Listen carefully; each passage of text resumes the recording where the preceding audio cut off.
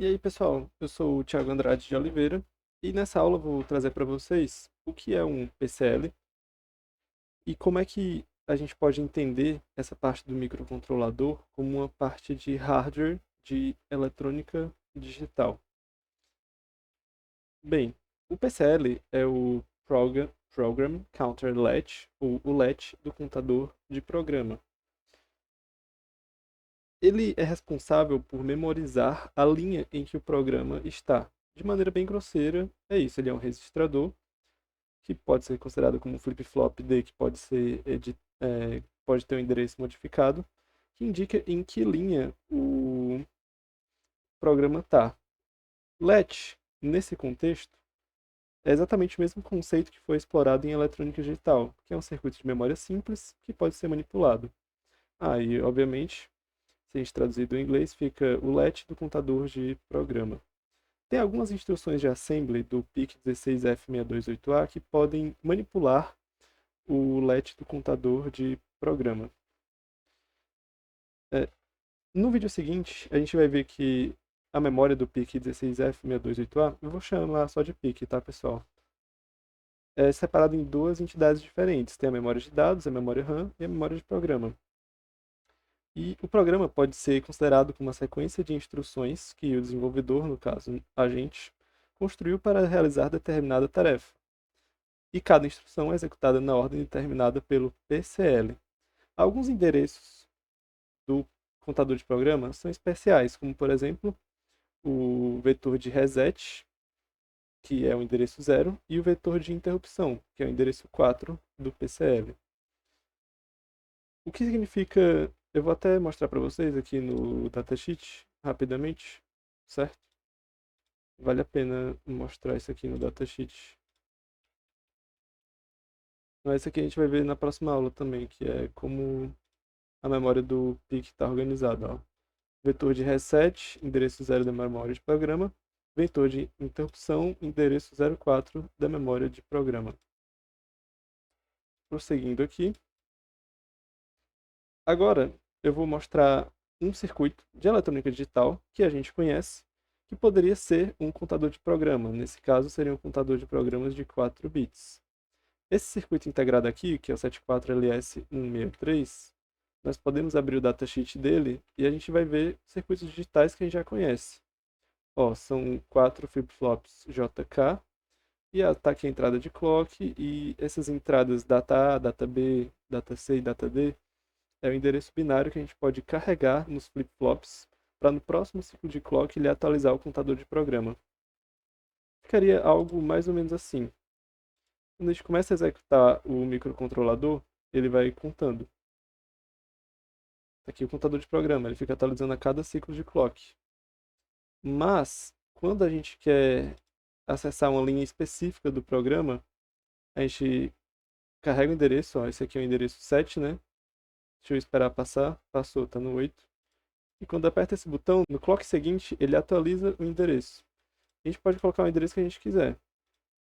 Ó, por exemplo, foi pro 15 aqui, de 14, quer dizer. E assim vai. Esse circuito a gente viu aqui que ele é um circuito de eletrônica digital que a gente conhece, mas ele está dentro do microcontrolador lá. E o nosso contador de programa tem bem mais do que apenas 4 bits. Ele tem 13 bits. E agora eu vou mostrar para vocês um programa simples, né, para demonstrar a funcionalidade do contador de programa. Toda vez que você inicia um programa, a gente pode ver que o program counter começa em 0, logo abaixo do vetor de reset. Também é importante relembrar que o PCL tem o endereço hexadecimal 02 e ele é acessado por todos os bancos. Deixa eu parar essa simulação aqui, que a gente não vai precisar dela.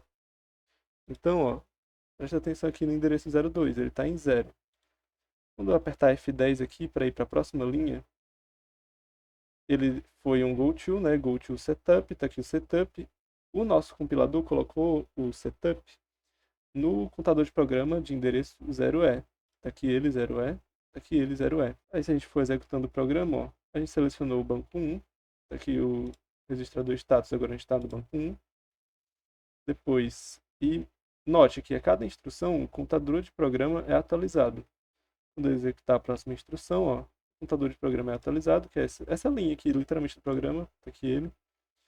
E aqui a gente vai só testar como as interrupções podem manipular o contador de programa e como o goTo pode manipular o contador de programa também. Voltando ao banco zero aqui, ó, note que cada linha do programa é uma linha do contador de programa. Agora a gente está configurando as interrupções que a gente vai usar bem aqui. Por que que a gente colocou esse valor binário bem aqui? Porque quando a gente vai ver esse valor binário nesse registrador, veja, eu coloquei esse valor binário no registrador intcom. Primeiro movi o literal para o W e depois para o registrador intcom. Esse valor binário no registrador intcom fica dessa forma. As interfunções globais são permitidas, as periféricas e do timer 0. E eu errei esse highlight aqui, era para estar um pouco mais para cima. E o int e são permitidos, ó, se vocês forem ver, tá trocado aqui uns bits. Mas enfim, a gente permitiu as interrupções de globais e do mudança no port B e o botão externo. Quando tem uma mudança aqui no port B, a gente vai executando aqui, ó, o computador de programa normal. Vale a pena lembrar que o cifrão aqui, ele representa o computador de programa atual. Enquanto não tiver nenhuma interrupção, o programa não vai sair daí. Mas, como eu mudei o estado lógico aqui do RB0, da interrupção do RB0, a gente vai ter um vídeo só sobre interrupções. O vetor de interrupção está bem aqui, ó. Ocorreu a interrupção, porque eu apertei esse botão. Por quê? Eu configurei esse registrador aqui para permitir a interrupção por externa, por mudança no pino RB0. E o vetor de interrupção também aqui, é o vetor 04. Nessa linha de código, a gente testa se foi uma interrupção no RB0. Como é uma interrupção no RB0, se a gente for ver no intcom bem aqui, o RB0 interrupt flag vai estar setado aqui, ó. Tá aqui ele é o segundo bit. Tá bem aqui. Tá setado. Como é uma interrupção no RB0, ele vai pular uma linha. E a primeira coisa que a gente tem que fazer logo depois de interrupção é limpar a flag de interrupção, ou seja, esse bit aqui vai para 0. E agora, o goTo, veja, eu fiz o comando goTo sair da interrupção. O sair da interrupção, ele vai mandar o contador de programa para o endereço hexadecimal C. Veja, foi para o endereço C. E aqui a gente sai da interrupção e segue nossa vida.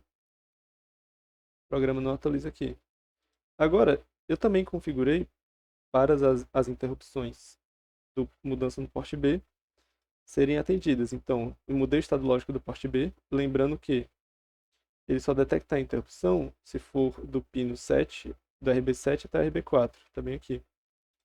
Então, vou executar aqui, ó, ocorreu a interrupção, o contador de programa foi para o endereço hexadecimal 4, que é a linha de programa 4, e aqui eu checo de novo. Foi a interrupção da RB0, dessa vez não vai ser. A gente pode ver aqui que a flag de interrupção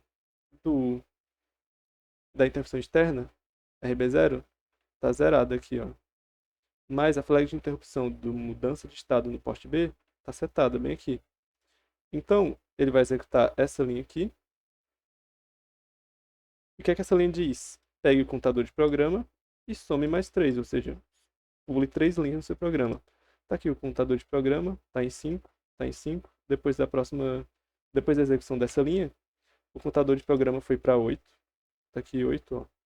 E o que é que essa linha faz? A gente testa se o RB e F, esse bit aqui, está setado. Se sim, ele vai pular uma linha. Nesse caso, ele está setado.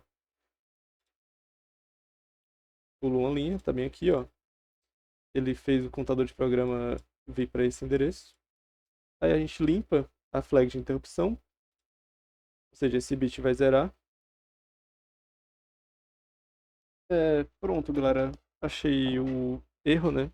Vocês viram que eu tinha dado uma travada ali, porque a flag de interrupção não tinha sido limpa. E dando ali no datasheet, que é o segredo de tudo, sobre o port B, ele fala que os 4 pinos do port B, do 7 até o 4, tem uma feature de interrupção quando eles mudam de estado lógico.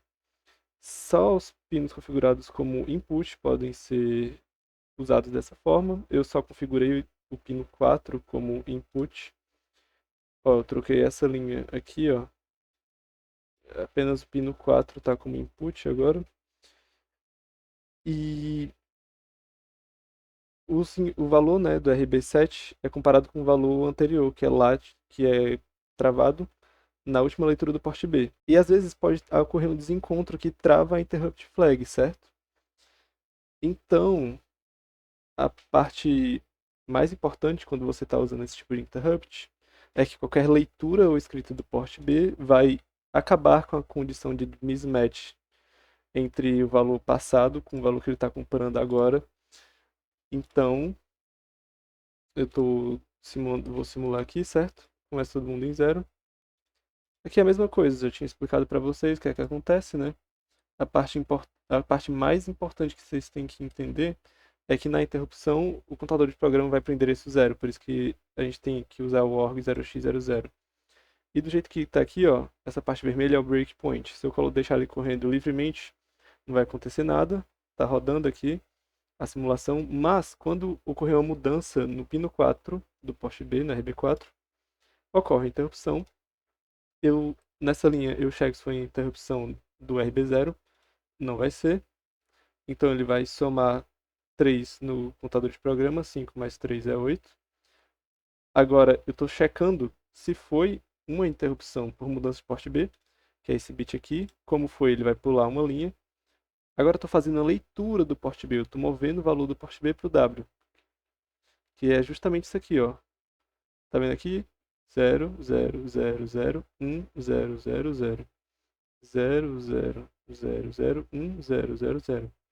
Acabou a condição de desencontro, aí eu consigo limpar a flag de interrupção, que é essa linha aqui.